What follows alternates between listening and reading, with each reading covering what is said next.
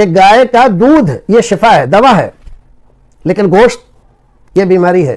بڑے کے گوشت کو نبی اکرم صلی اللہ علیہ وسلم نے پسند نہیں کیا، اور ایسی حدیثوں کی، صحیح حدیثوں کی کئی روایتیں آپ نے فرمایا گائے کے دودھ میں شفا ہے اور اس کے گوشت میں بیماری ہے۔ استغفر اللہ تو بولی، گائے کے گوشت کا تو قرآن میں ذکر ہے۔ بڑے کا گوشت کھانے والا مسلمان ہوتا ہے، آسان کام تو ہے۔ السلام علیکم ورحمۃ اللہ وبرکاتہ۔ ناظرین، میں ہوں آپ کا دوست مولانا احسان رضا، بہت ہی اہم اور خاص ویڈیو لے کر پھر سے میں آپ کی خدمت میں حاضر ہوں۔ اللہ کے نبی حضرت محمد مصطفیٰ صلی اللہ تعالی علیہ وسلم نے فرمایا کہ گائے کے دودھ میں شفا ہے، پنیر میں شفا ہے، لیکن گائے کے گوشت میں بیماری ہے۔ تو یہاں ایک سوال پیدا ہوتا ہے کہ جس جانور کے گوشت میں بیماری ہے اس جانور کی ہم قربانی کیوں کر دیں؟ کیونکہ گوشت میں بیماری ہے، گوشت چاہے ہم کھائیں یا کوئی اور کھائے، وہ کھا کر کے بیمار پڑ جائے گا، تو ہم قربانی کے موقع پر ایسے جانوروں کی قربانی کیوں دیتے ہیں؟ آخر یہ حدیث علماء جو بیان کرتے ہیں کس کتاب سے بیان کرتے ہیں، اور وہ کس طرح کے علماء اس حدیث کو بیان کرتے ہیں؟ کیا ہمیں اس حدیث پہ عمل کرنی چاہیے یا نہیں چاہیے؟ تو ویڈیو بہت ہی اہم ہے، دلچسپ ہے۔ تو چلیے پہلے دیکھتے ہیں کہ کون سے وہ علماء ہیں جو اس حدیث کو بیان کرتے ہیں۔ چلیے ویڈیو کو دیکھتے ہیں، پھر میں آگے چل کر انشاءاللہ اس کا جواب بھی دوسرے علماء سے دوں گا۔ تو چلیے پہلے ویڈیو کو دیکھتے ہیں کہ کون سے علماء یہ احادیث بیان کرتے ہیں۔ کیا گائے کے گوشت میں بیماری ہے؟ دیکھیے، ایک حدیث میں رسول اکرم صلی اللہ علیہ وسلم نے ارشاد فرمایا، لبنها دواء ولحمها داء۔ المقاصد الحسنہ میں علامہ سخاوی نے اس روایت کو ذکر کیا، اور تقریباً ان کے رجحان کے اعتبار سے حدیث حسن درجے کی ہے۔ تو اس سے تو یہ پتہ چلتا ہے کہ گائے کا دودھ یہ شفا ہے، دوا ہے، لیکن گوشت یہ بیماری ہے۔ تو جب رسول اکرم صلی اللہ علیہ وسلم نے یہ کہا ہے تو ہمیں اس سے پرہیز کرنا چاہیے، بیماری سے ہمیں بچنا چاہیے۔ گائے کا مطلب صرف گائے نہیں ہے، گائے اور گو ونش، وہ بچڑا ہو، بیل ہو، یہ سب اس میں شامل ہے۔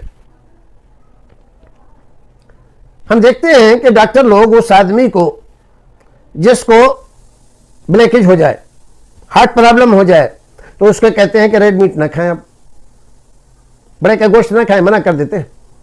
اگر کھائیں گے تو اس کولیسٹرول بڑھے گا اور یہ بلیکیج اور بڑھیں گے اور آپ کو اٹیک ہو جائے گا۔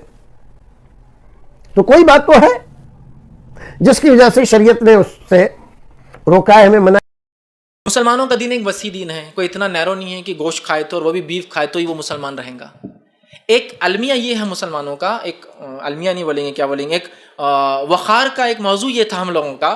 وقار سمجھتے ہیں نا، اپنے آپ کو بڑا بن کا، بڑے کا کہتے ہیں، بڑے کا مسلمان ہو گیا ہو، لاؤ بڑے کا کھلا کے دیکھو اس کو سچا مسلمان ہے یا نہیں۔ ہاں، غیر مسلم اسلام لائے، سچا ہے تو کھلاؤ اس کو بڑے کا۔ تو ہم نے ایک وقار سمجھتے ہیں نا، ایک قومی پہچان بنا دی تھی کہ ہم جو ہے بڑے کا کھاتے ہیں، جبکہ اس بات کو میں نے اس سے پہلے بھی سن 2010 کے ایک لیکچر میں رکھا تھا کہ بڑے کے گوشت کو نبی اکرم صلی اللہ علیہ وسلم نے پسند نہیں کیا، اور ایسی حدیثوں کی، صحیح حدیثوں کی کئی روایتیں آپ نے فرمایا گائے کے پنیر میں شفا ہے، اس کے دودھ میں شفا ہے، اس لیے کہ ایسے پودوں کو چرتی ہے جس میں اللہ نے شفا رکھی ہے، لہٰذا اس کے دودھ سے شفا حاصل کرو، اس کے پنیر سے، کچھ نے پنیر کا ترجمہ دہی بھی کیا، اس کا شفا حاصل کرو، لیکن اس کے گوشت میں بیماری ہے۔ تین روایتیں تو میں جانتا ہوں، صحیح بیماری ہے۔ شیخ ناصر البانی رحمہ اللہ اور دیگر محدثین نے اس کی شرح ایسی کی، گائے کے گوشت کو ترجیح نہ دی جائے، مطلب بیل گائے، بیف کو جس کو کہوں گا زبان میں، ترجیح نہ دی جائے مٹن پر، بکرے کے اور دمبے کے گوشت پر، یہ بتانا ہے آپ سب کا مقصد۔ لیکن حلال ہے، یاد رکھیے حلال ہے، لیکن ترجیح نہ دی جائے، مطلب پریفریبل میٹ کون سا مسلمان کھائے، وہ ہے بکرا یا مینڈی کا۔ دوسرا وہ کہتے ہیں، اس کا ایک معنی یہ بھی محدثین نے لیا ہے کہ کثرت سے گائے کا گوشت نہ کھایا جائے ورنہ بیماریوں میں انسان ملوث ہو سکتا ہے، اور یہ صحیح روایت ہے اور یہ شرح ہے اس کی۔ تو ہم نے تو ایک نشانی بنا دیا، کیونکہ ایک قوم اس کو فلاں مانتی ہے تو ہم لوگ وہ کریں، ضد میں کوئی کام نہیں کرنا چاہیے، عقل کے ساتھ۔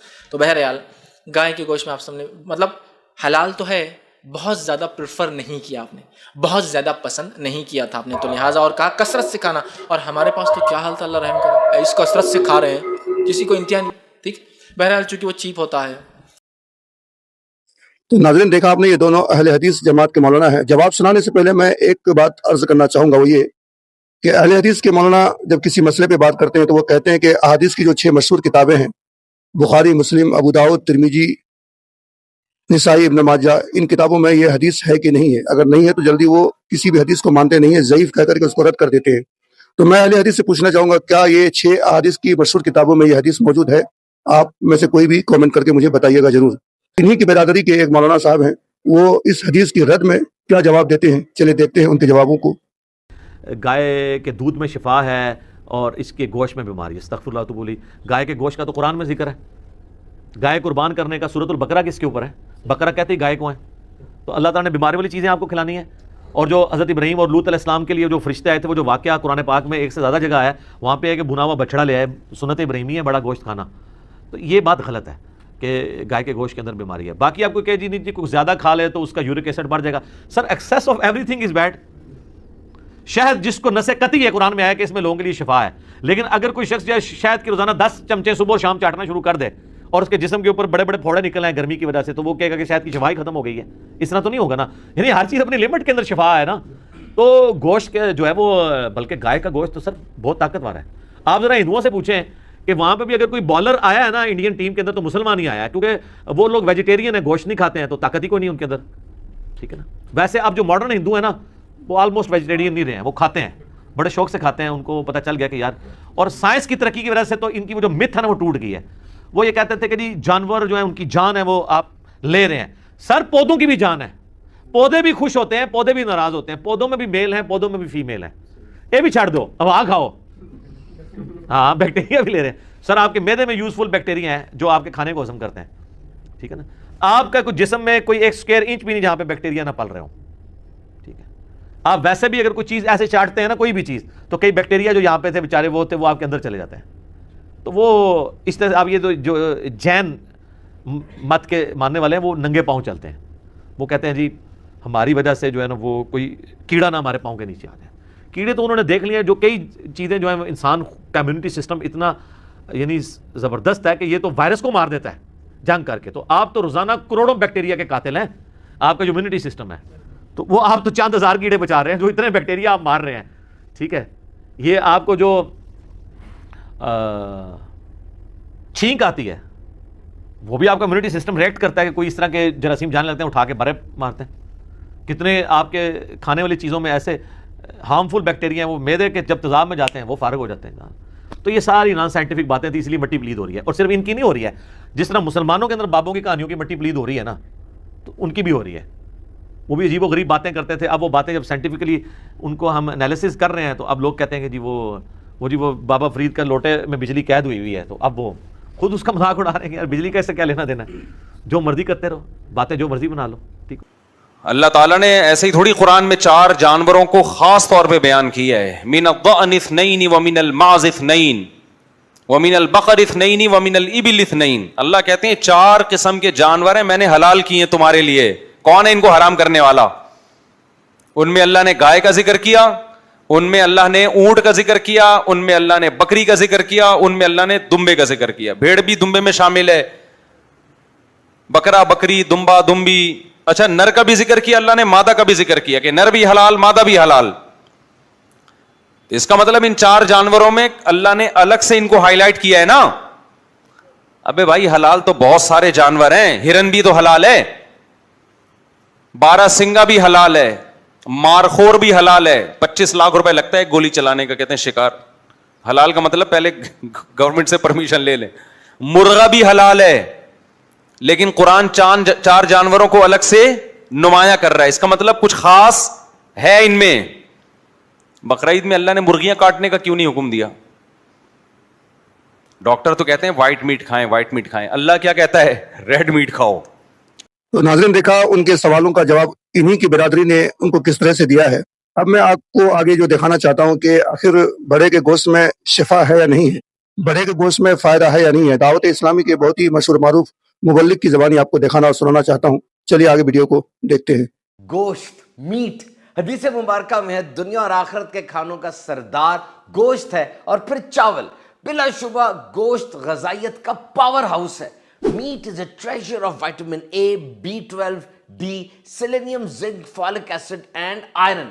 دیکھیے انسانی جسم میں پروٹینز ہوتی ہیں ہر جگہ پر، بونز میں، ہڈیوں پٹھوں میں، جلد میں، بال کے اندر تقریباً 10,000 مختلف قسم کی پروٹینز انسانی جسم میں موجود ہیں۔ اور اب سوال یہ ہے کہ ایک دن میں انسان کو کتنی پروٹینز چاہیے؟ اگر وزن 63 کلو ہے تو 72 گرام ایک دن میں پروٹین ہونی چاہیے، اور دنیا کی بڑی آبادی کو ایڈیکویٹ پروٹینز میسر نہیں ہیں، بالخصوص بچوں کو، اور زیادہ پروٹین میسر نہ ہونے کی وجہ سے ان کی گروتھ صحیح نہیں ہو پاتی۔ اور یاد رہے گوشت میں پروٹین بھری ہوئی ہے، it's a good source of high quality protein. تو ایسے بچے جن کا HB لیول کم ہے، چڑچڑ رہتے ہیں، زرد سے ہیں، سستی چھائی رہتی ہے، ان کو گوشت پکا کر دیں، نہیں کھاتے مختلف ریسیپیز کے ساتھ ریڈ میٹ دیں گے، انشاءاللہ گروتھ پراپر ہونا شروع ہو جائے گی، کیونکہ بچے کو 9 قسم کے امینو ایسڈ چاہیے ہوتے ہیں، اور یہ سارے کے سارے گوشت میں موجود ہے، اور ساتھ اس پہ موجود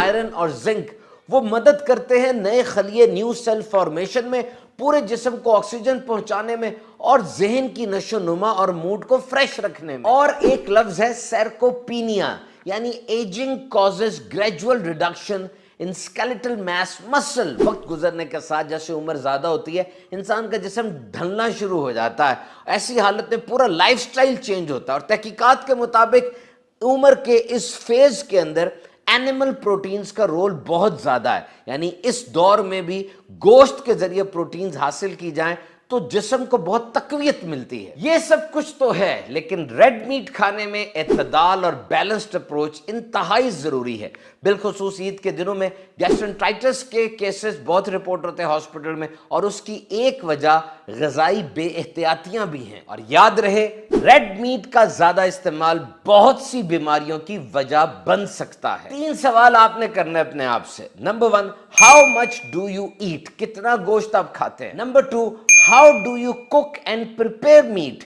آپ گوشت کو کس طرح پکاتے اور تیار کرتے ہیں؟ Number 3، how do you store it? آپ اس کو کس طرح اسٹور کرتے ہیں؟ اور صحیح بات تو یہ ہے کہ گوشت کو اگر سبزیاں ڈال کے پکایا جائے غذائیت بھی بڑھ جاتی ہے اور زیادہ مزیدار ڈش تیار ہوتی ہے۔ US ڈپارٹمنٹ آف ایگریکلچر کے مطابق گوشت کو -18 ڈگری سینٹی گریڈ کے اوپر ریفریجریٹ کرنا ہے، اس کو سٹور کرنا ہے، اور جب یہ فریز ہو جاتا ہے تو اس پہ جراثیم کی نشو نما وہ رک جاتی ہے، اور یہ زیادہ عرصے تک آپ سٹور رکھ سکتے ہیں۔ کراس کنٹامینیشن سے بچیں، یعنی گوشت اور سبزیوں کو ساتھ ساتھ نہ رکھیں، بلکہ جس کٹنگ بورڈ کے اوپر آپ سبزیاں کاٹتے ہیں اس پر گوشت نہ کاٹیں، کٹنگ بورڈز بھی الگ الگ رکھنے چاہیے۔ کھانے کو اچھی طرح اور صحیح درجہ حرارت پر پکائیں تاکہ وہ گل بھی جائے اور اس میں موجود جراثیم بھی مر جائیں۔ صفائی کا خاص خیال رکھیں، اپنے ہاتھوں کو دھو لیں، اور جن برتنوں میں کھانا پکا رہے ہیں وہ بھی دھلے ہوئے ہونے چاہیے۔ اور ایک زبردست تحقیق یہ بتاتی ہے کہ وہ جانور جو قدرتی غذا پر پلتے ہیں، آرگینک فیڈ پر،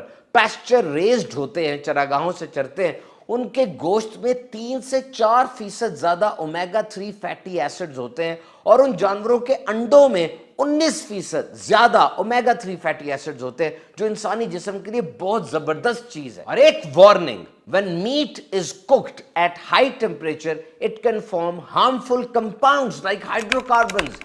جب آپ بہت تیز درجہ حرارت پر گوشت کو پکاتے ہیں اس کے اندر خطرناک اجزاء پیدا ہو جاتے ہیں، ہائیڈرو کاربنز جیسے، جو کہ کینسر تک لے جا سکتے ہیں۔ تو اس کا حل کیا ہے؟ جینٹلی کوک یور میٹ، اپنا کوکنگ سٹائل تھوڑا بدلیں، سٹیوئنگ اور سٹیمنگ کے ذریعے، بھاپ سے ذریعے پکائیں، کم درجہ حرارت پہ اس کو پکائیں، اور فرائنگ اور گرلنگ سے بچیں۔ گوشت کو ڈائریکٹ فلیم یعنی شعلے پر نہ پکائیں، اور جب یہ پک رہا ہو تو اس کو پلٹتے رہیں تاکہ یہ جل نہ جائے، اور اگر کوئی حصہ جل جائے اس کو فوراً اتار دے، اسے نہیں کھانا، یہ بہت خطرناک ہو سکتا ہے۔ اور بہت سی تحقیقات کا نچوڑ یہ ہے کہ پکانے سے پہلے گوشت کو پانی کے بجائے میرینیٹ کر لیں، ادرک سے، لیموں کے جوس سے، شہد سے، زیتون کے تیل وغیرہ سے۔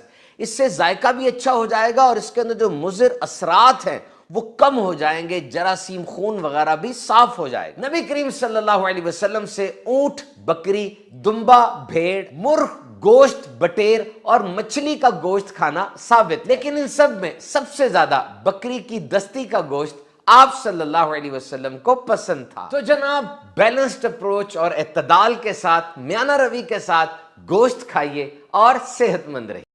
ناظرین کرام، ویڈیو مکمل کرنے سے پہلے میں اس کا خلاصہ کر دیتا ہوں۔ وہ خلاصہ یہ کہ کسی بھی جانور کا گوشت اگر آپ حد سے زیادہ کھائیں گے تو آپ بیمار پڑ جائیں گے، چاہے بڑے کا گوشت ہو یا چھوٹے کا گوشت ہو یا کسی پرندے کا گوشت ہو، تو حد سے زیادہ کوئی بھی چیز اگر آپ استعمال کریں گے تو اس سے نقصان پہنچنے کا اندیشہ ہوتا ہے۔ رہی بات کہ اللہ کے نبی نے جو فرمایا کہ گائے کے گوشت میں بیماری ہے، تو اس کا مطلب یہ ہے کہ اگر اس کو حد سے زیادہ کھاؤ گے تو بیمار پڑ جاؤ گے۔ رہی بات قربانی کی کہ اس جانور کی قربانی دینی چاہیے کہ نہیں چاہیے، تو میں آپ سے تو یہی کہوں گا کہ جس علاقے میں آپ رہتے ہیں وہاں اگر اکثریت ایسی قوم کی ہے جو گائے کو مذہبی جانور سمجھتے ہیں، گائے کی عزت کرتے ہیں، احترام کرتے ہیں، تو یہ جانور آپ قربانی نہ کریں۔ اس سے ہوگا یہ کہ بھائی چارگی خراب ہوگی، آپس میں نا اتفاقی ہوگی، وہ آپ کے دشمن ہو جائیں گے، مار کاٹ لڑائی وغیرہ ہوگی، کیونکہ اس کے علاوہ بہت سارے جانور آپ کے پاس موجود ہیں قربانی دینے کے لیے، ان جانوروں کی آپ قربانی دے دیں، بھیڑ ہے، دمبا ہے، بیل ہے، بھینس ہے، ان کی قربانی دے دیں، اس سے محبت قائم رہے گی۔ تو ویڈیو کیسی لگی بتائیے گا ضرور، اگر اچھی لگی ہے تو لوگوں تک شیئر کیجیے۔ دیجیے اپنے دوست مولانا احسان کو اجازت۔ السلام علیکم۔